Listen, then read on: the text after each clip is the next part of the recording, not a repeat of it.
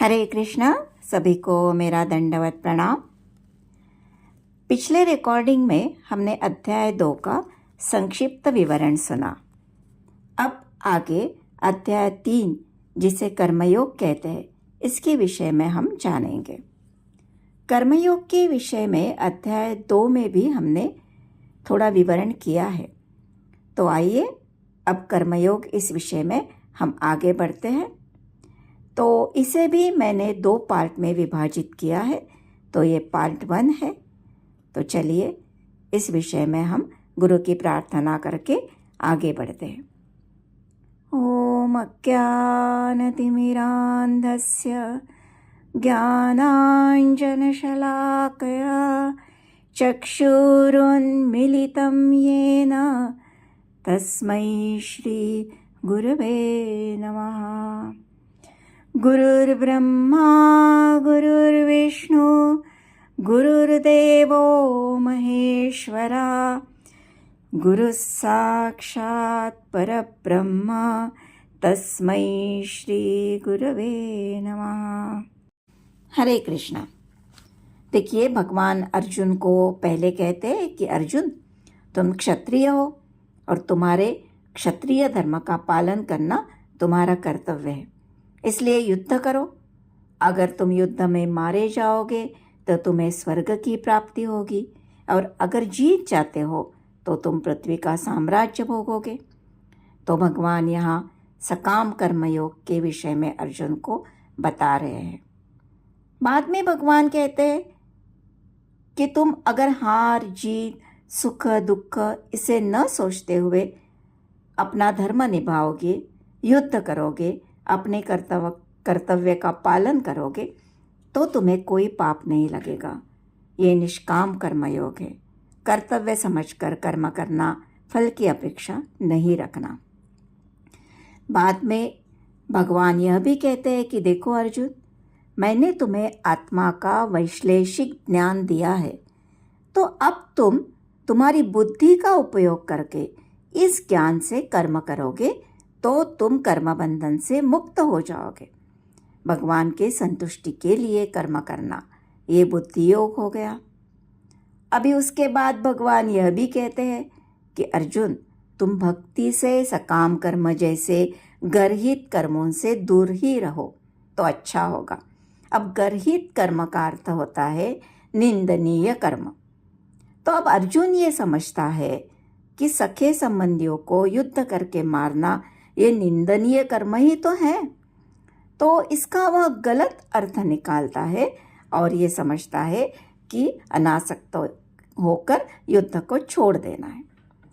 तो इस कंफ्यूजन से वह तीसरे अध्याय में भगवान से यह प्रश्न पूछते हैं कि भगवान, यदि आप बुद्धि को सकाम कर्म से श्रेष्ठ मानते हो तो मुझे इस घोर युद्ध के कर्म में क्यों लगा रहे हो? देखिए, अक्सर संसार में ऐसा होता है कि लोग ऐसा सोचते हैं कि भक्ति का अर्थ होता है कि अपनी जिम्मेदारियां त्याग कर एकांत स्थान में जाकर भगवान का नाम लेना।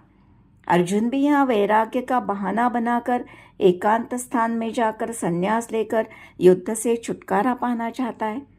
अधिकांश लोगों की यही मान्यता होती है कि आध्यात्मिक जीवन मतलब भौतिक जिम्मेदारियों से परेशान होकर संन्यास ले लेना। लेकिन हमें अपनी जिम्मेदारियां, अपने कर्तव्य पूर्ण करना बहुत ज़रूरी है। अर्जुन को भी बुद्धियोग ऐसे लगा मानो वह सक्रिय जीवन से संन्यास लेकर एकांत स्थान में जाकर तपस्या करे और वह कृष्ण से प्रश्न पूछते हैं। ये हमारे सभी के लिए है। हमारा जो भ्रम है उसे स्पष्ट करने के लिए है। तो वो पूछते हैं कि देखिए, ये जो कृष्ण भावनामृत है, भक्ति है, इसका अर्थ जड़ता है या सक्रिय सेवा है? और अब भगवान श्री कृष्ण भगवद गीता का रहस्य हमें अर्जुन के माध्यम से समझा रहे हैं। भगवान कहते हैं कि देखो अर्जुन, आत्म साक्षात्कार 2 तरीके से तुम प्राप्त कर सकते हो। एक कर्म प्रवृत्ति और दूसरी ज्ञान प्रवृत्ति। कर्म प्रवृत्ति यानी निष्काम कर्मयोग और ज्ञान प्रवृत्ति यानी ज्ञान योग। हम सभी कर्म प्रवृत्ति वाले हैं और अर्जुन के लिए भी यही मार्ग सही है। कोई भी अपने कर्म से भागकर कर्म फल से छुटकारा नहीं पा सकता, न संन्यास लेकर सिद्धि प्राप्त कर सकता है। इसका मतलब यह है कि हमें हमारे नियत कर्म वर्णाश्रम धर्म के अनुसार करने चाहिए और यही प्रक्रिया से कर्म करते जब हम करते हैं तो ऐसे कर्म करते करते हमारा मन शुद्ध हो जाता है। हमारा हृदय 6 विकारों से धीरे धीरे शुद्ध होकर फिर हम संन्यास ग्रहण करने के योग्य हो सकते हैं। लेकिन अगर हमारा हृदय शुद्ध नहीं है और हम संन्यास लेकर हमारे मन में विकार है तो ऐसे संन्यास से हम सिद्धि प्राप्त नहीं कर पाएंगे।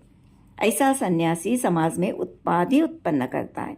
हम देखते हैं कि भौतिक जगत में भी हम अनेक ढोंगी सन्यासी जो बाहर से सन्यास वेश में रहते हैं लेकिन अंदर में उनके मन में विकार रहते हैं। हम हमारी इच्छाएं जो है उसे हम त्याग नहीं सकते, तो उन्हें हमें भगवान की सेवा में लगाना है। जैसे खाने की इच्छा है तो हम भगवान को भोग लगाकर उसे ग्रहण कर सकते हैं। इससे खाने का शुद्धिकरण भी हो जाता है। जो भी चीज़ हम भगवान की सेवा में लगाते हैं वह आध्यात्मिक हो जाती है, लेकिन उसके लिए बंधन है। जो चीज़ भगवान ग्रहण करते हैं उसी चीज़ों का हमें उपयोग करना चाहिए। अगर हम मांस मच्छी जैसी चीज़ें भगवान को अर्पण करें तो वो ठीक नहीं है। शास्त्रों में इस विषय में विस्तार से बताया गया है। अब भगवान कहते हैं कि देखो अर्जुन, कर्म के मार्ग पर इंद्रिय तृप्ति और सुख की संभावना है। भक्ति के मार्ग पर भी आप भगवान की सेवा करने के कारण इंद्रिय तृप्ति हो जाती है, लेकिन ज्ञान के मार्ग पर इंद्रिय तृप्ति की कोई भी संभावना नहीं है। इसलिए अर्जुन, अगर तुम्हारा हृदय शुद्ध नहीं है, इंद्रिय तृप्ति में तुम्हारी रुचि है, तो तुम कर्म का या भक्ति का मार्ग अपनाओ। संन्यास लेकर ज्ञान मार्ग से तुम्हें कुछ नहीं मिलेगा। तुम्हारा यह स्वभाव नहीं है, इसलिए यह ढोंग होगा। ज्ञान का मार्ग वही अपना सकते हैं जो भौतिक इच्छाओं से पूर्णतः मुक्त हो चुके हैं। झूठा पाखंडी बनने से अच्छा है व्यक्ति ने अपना नियत कर्म शास्त्र के अनुसार करके अपने मन को शुद्ध करके भवबंधन से मुक्त होने की कोशिश करते रहनी चाहिए। आप गृहस्थाश्रम में भी अगर शास्त्र के अनुसार कर्म करते हो तो आत्म साक्षात्कार प्राप्त कर सकते हो।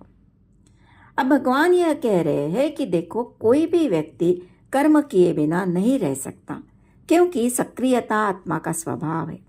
निष्काम भावना से कर्म करके ही हम कर्म प्रवृत्ति का विनाश कर सकते हैं। धीरे धीरे कर्म का शुद्धिकरण होता है, इसलिए हमें नियत कर्म करते रहना चाहिए।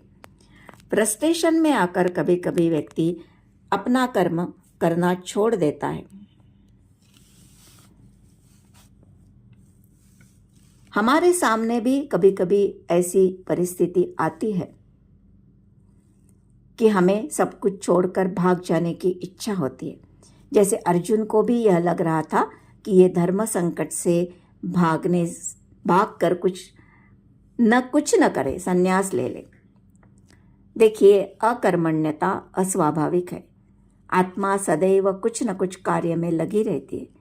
जब हमारी आत्मा शरीर में कैद होती है तो वह हमारे शरीर के स्वभाव के अनुसार कर्म करती है। अर्जुन क्षत्रिय है तो युद्ध करना उसका स्वभाव है और उससे वह भागना चाहता था। ये तो ठीक नहीं है ना। और यह सलाह अर्जुन को माध्यम बनाकर भगवान हमें भी दे रहे हैं कि हमें हमारे कर्तव्य कर्म से भागना नहीं चाहिए। और कर्म किए बिना हमारा निर्वाह भी तो नहीं हो सकता है ना। तो हमें फिर क्या करना चाहिए? तो हमें हमारे सभी कर्म भगवान की प्रसन्नता के लिए करने चाहिए। भगवान यहाँ यज्ञ की प्रस्तुति कर रहे हैं। यज्ञ यानी त्याग, आहुति का हवन यानी त्याग। यज्ञ की संस्तुति हमारी भौतिक इच्छाओं की पूर्तता के लिए की गई। वेदों में अनेक कर्मकांड बताए गए हैं कि ये यज्ञ करोगे तो ये मिलेगा, ये यज्ञ करोगे तो ये मिलेगा, इस तरह से। तो सभी यज्ञों का उद्दिष्ट भगवान विष्णु को प्रसन्न करना है। जब हम किसी भी देवता को प्रसन्न करने के लिए यत्न करते हैं तो वह देवता वह आहुति का भाग भगवान विष्णु को ही अर्पण करती है। वही सभी यज्ञों के भोक्ता है। जब हम देवताओं को प्रसन्न करेंगे तो मनुष्य और देवताओं के बीच सहयोग स्थापन होकर सभी को संपन्नता प्राप्त होकर सभी की आवश्यकताओं की पूर्ति होगी। देखिए, सूर्य देव से हमें स्वास्थ्य प्रदान होता है, ऊर्जा प्रदान होती है। इंद्र देव से हमें वर्षा प्रदान होती है। इस तरह हर वस्तु की देवता से हमें वस्तुएं प्रदान होती है। अगर हम उन्हें दिए बगैर उसका उपयोग करते हैं तो हम चोर कहलाएंगे। इसलिए हमें कर्तव्य की भावना से उन्हें अर्पण करना चाहिए। सरकार हमारे लिए कुछ करती है तो हम उन्हें टैक्स देते हैं।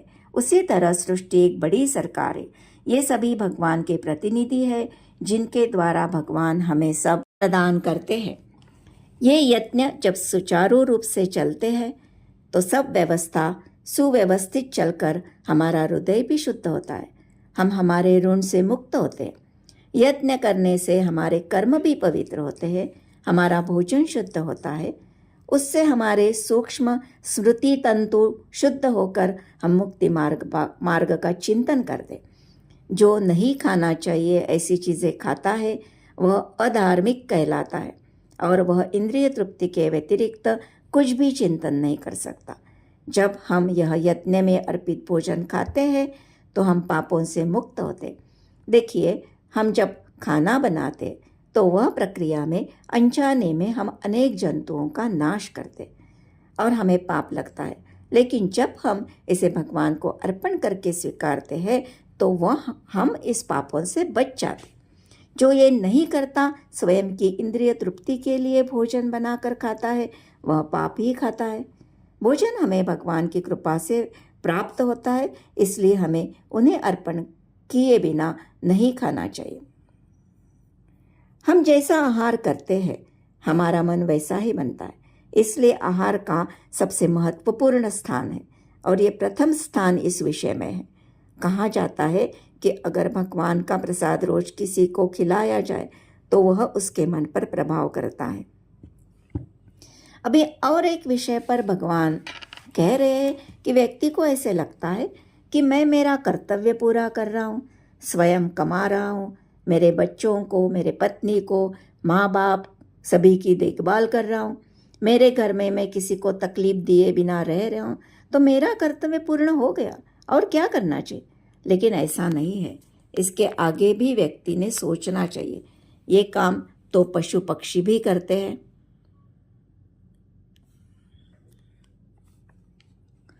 प्रकृति ने उनके लिए जो व्यवस्था कर रखी है उसी में वह अपने बच्चों की रक्षा करते हैं, उनका पालन पोषण करते हैं। तो हम और उनमें क्या फ़र्क है। तो हमें हमारे सभी ऋण, देवता ऋण, ऋषि ऋण, माता पिता का ऋण, पशु ऋण, आतिथ्य ऋण, इन सभी को निभाना चाहिए। अब भगवान कहते हैं कि देखो, अन्न पर आश्रित सभी प्राणी हैं। अन्न वर्षा से उत्पन्न होता है। वर्षा यज्ञ संपन्न करने से होती है और यज्ञ नियत कर्मों से उत्पन्न होते हैं। देखिए, कोई भी व्यक्ति क्षुद्र भी हो, अगर स्वयं का कर्म प्रामाणिकता से करके भगवान को समर्पित करता है, वह यज्ञ ही है। परमेश्वर जो यज्ञ पुरुष है, समस्त यज्ञों के भोक्ता है। और ये जो सभी देव देवताएं हैं, उनके अंग है, उनके शरीर के अंग है। जिस प्रकार हमारे शरीर के अंग हमारे शरीर की सेवा करते, उसी प्रकार ये सारी देवता भगवान की सेवा करती है। इंद्र, चंद्र, वरुण ऐसी देवता भगवान द्वारा नियुक्त प्रतिनिधि है। वेदों में देवताओं की प्रसन्नता के लिए यज्ञ बताए हैं, लेकिन अगर हम कृष्ण की पूजा करते हैं तो उनके अंग स्वरूप देवताओं की भी पूजा हो जाती है। जब हम हमारे उदर को भोजन देते हैं तो हमारे जो सभी अवयव है उन्हें भोजन मिल ही जाता है। इसलिए हमें कृष्ण को अर्पित किए बिना भोजन नहीं करना चाहिए। इससे हमारा शरीर का भी आध्यात्मिक पोषण होता है। जब कोई छूत का रोग फैलता है तो उसके आक्रमण से बचने के लिए हम रोग अनुरोधी टीका लेते हैं। इसी प्रकार भगवान विष्णु को अर्पित भोजन ग्रहण करने से हम भौतिक संदूषण से बच सकते हैं। इस कलयुग में हमें पवित्र स्थान, पवित्र वस्तुएं, पवित्र ब्राह्मण इत्यादि का अभाव रहता है। इसलिए हमारे लिए कलयुग में संकीर्तन यज्ञ की संस्तुति की गई है। हमें सिर्फ हरे कृष्णा कृष्ण कृष्ण हरे हरे, हरे राम राम राम हरे हरे, इसके महामंत्र का यत्न करना है। कहा गया है, हरेर नाम हरेर नाम ही केवलम, कलौ नास्तेव नास्तेव नास्तेव गतिरन्यता।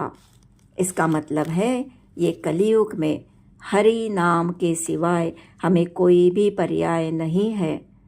इसलिए हमें इसका जप सदैव करते रहना चाहिए और हमारा जो उद्दिष्ट है भगवान का प्रेम प्राप्त करना, हमारे वास्तविक घर में वापिस जाना, इसे हम साध्य कर सकते हैं। तो इसी के साथ ये रिकॉर्डिंग मैं समाप्त कर रही हूँ और आगे का पार्ट हम नेक्स्ट पार्ट में लेंगे। आशा करती हूँ आपको ये अच्छा लगा हो और ये भी आशा करती हूँ कि ये सुनकर आप सभी को इस महामंत्र जपने की प्रेरणा मिली हो, भगवत गीता के तरफ आकर्षित होने की प्रेरणा मिली हो, तो मैं समझूंगी कि मेरा उद्दिष्ट सफल हो रहा है। तो इसलिए प्लीज़ ये चैनल को भी लाइक कीजिए और इसे सब्सक्राइब कीजिए, क्योंकि नेक्स्ट रिकॉर्डिंग आपके पास पहुंच जाएगी। तो यही मैं विराम लेती हूँ। हरे कृष्णा कृष्ण कृष्ण हरे हरे, हरे राम राम राम हरे हरे। दंडवत प्रणाम।